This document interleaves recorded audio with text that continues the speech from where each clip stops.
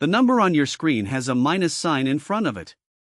You stare at it like it might disappear if you blink. It doesn't. You overdragged by $4, just $4. A coffee you forgot was scheduled to charge. The bank doesn't care that it was $4. The bank cares about the math. And the math says you went under $35. That's the fee. The penalty for being broke is that you become more broke. The fee is bigger than the mistake. You stare at it and feel something that isn't anger, just tired. Then another charge processes. A $7 subscription you forgot to cancel. The system sees you're already negative and charges you another $35.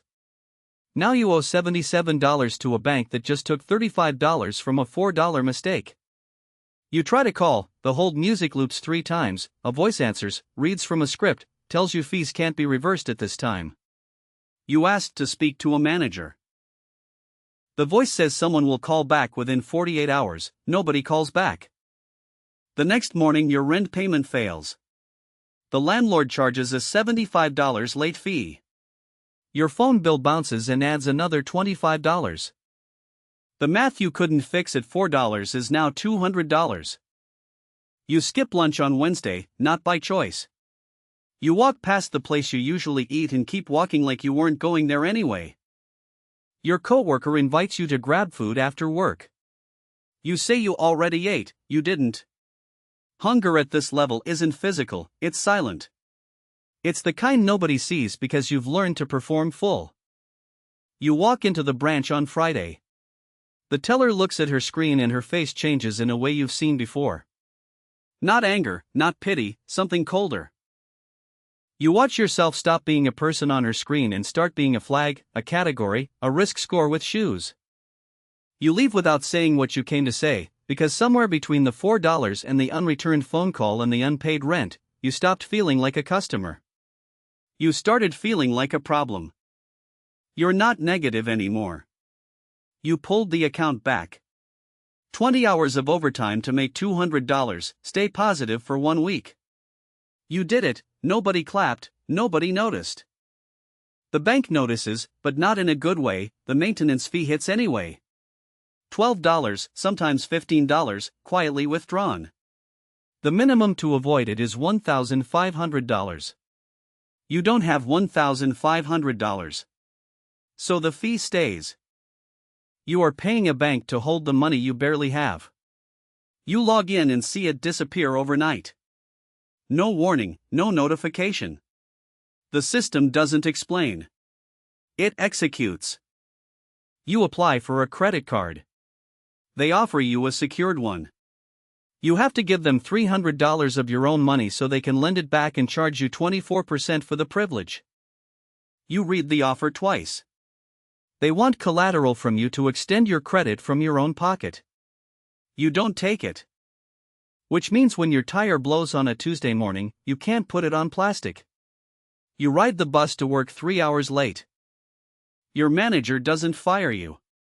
He just looks at you a little longer than usual. You walk into the branch to ask about the fee. The teller is helping the customer in front of you, smiling, asking about their kids. When you step up, the smile changes, becomes professional, trained. The energy in the room shifts and you feel yourself become a different category of person without anyone saying a word. She processes your request in 40 seconds. Doesn't ask if there's anything else. Doesn't tell you to have a nice day. The next person walks up and the smile returns. You walk to the door and feel something you've never been able to name. You weren't refused, you weren't insulted. You were just moved through like luggage on a belt. The bank doesn't see you as a customer at $200. The bank doesn't see you at all. You exist on their books, you don't exist in their attention. Something shifted, not in your account. In the way the bank looks at you, your direct deposit hits every 2 weeks, $1,600 after taxes, consistent, predictable. The pattern you've held for 6 months is the only thing about you that interests the system. The maintenance fee disappears. Not because you asked, the system saw your direct deposit and waived it automatically. The first time it happens, you check 3 times to make sure. The same fee that drained your account for years just stopped existing. Nothing changed except your behavior matched a profile that earns the bank money, so they let you keep yours. The credit card offers start arriving. Real ones this time, not secured, actual cards with $2,000 limits and 22% interest. The same institution that wouldn't approve you 8 months ago is now mailing you envelopes with your name printed in metallic ink, pre-approved. Like you became someone else overnight. You apply for one, approved in 90 seconds. The notification feels strange. The same system that ignored you at $200 just said yes to you at $2,000. You didn't change. The number did. You walk into the branch and the teller says, "Good morning," before you reach the counter. Not the smile she gives the wealthy customer, but not the silence she gave you at $200 either, something in between. Recognition without warmth, service without effort. The middle ground where most Americans live, you apply for a small loan. $5,000 for car repairs, approved in 48 hours. The rate is 11%, not great, not terrible. The process worked the way the commercial always promised it would. You realize something nobody tells you. The bank doesn't care who you are, the bank cares what your account looks like, and at $2,000 your account looks like something they can sell things to. You log into the app and notice the credit limit changed. $4,000 became $9,500. You didn't ask, you didn't apply. The bank just decided you were worth more rope. The next morning you get a call. Not automated. A person. Your bank assigned you a relationship banker. He says his name twice and gives you a direct line. He asks about your goals, your timeline, your savings. He wants to schedule a 15-minute review. The same institution that put you on hold for 40 minutes at $200 just dialed your number first thing on a Tuesday. The interest rate on your next loan drops. You buy a used car and the dealer pulls your credit. The rate that would have been 11% at $2,000 is 6.8% at $15,000. The price of money got cheaper, not because you negotiated, because you stopped being a risk. A fee shows up on your statement, $32. You email your banker. 3 hours later, it's reversed. No form, no phone tree, no script, just a reply that says taken care of. The same fees that drained your account for years are now optional. The system didn't change. Your tier did. You start getting emails with your name spelled right. Subject lines that include first name, small touches, personalization. The bank is courting you now. Not aggressively, subtly. The way someone treats a person they don't want to lose. The bank calls you a preferred client now. The word shows up on your statements, on the welcome screen when you log in, on the email signature of the man who handles your account. You didn't earn the title. The number did. Your relationship banker becomes a real person now. A man named David, who knows you have a sister in Chicago because you mentioned it once 9 months ago. He emails on your birthday, not automated, written. The detail isn't an accident, it's training. The bank teaches him to remember small things because small things keep accounts. You walk into the branch and someone stands up to greet you. Not the teller. Someone with a nameplate and an office. They guide you past the rope line where everyone else waits. The same line you waited in at $200. The line you didn't know existed because you were standing inside it. A pre-approved letter arrives in the mail, not for a credit card. For a $400,000 mortgage. The bank decided what you can afford before you decided to buy a house. They want the loan before you've even chosen the property. The price of money is no longer something you negotiate. It's something offered to you. You get a phone call from a competitor bank. They offered to match your rates and beat them on a savings tier. You mention this to David, he calls back within an hour with a counteroffer. The institution that ignored you for years is now competing to keep you. The bank doesn't see you as preferred at $80,000. The bank sees you as worth defending. The bank stops being a place you visit.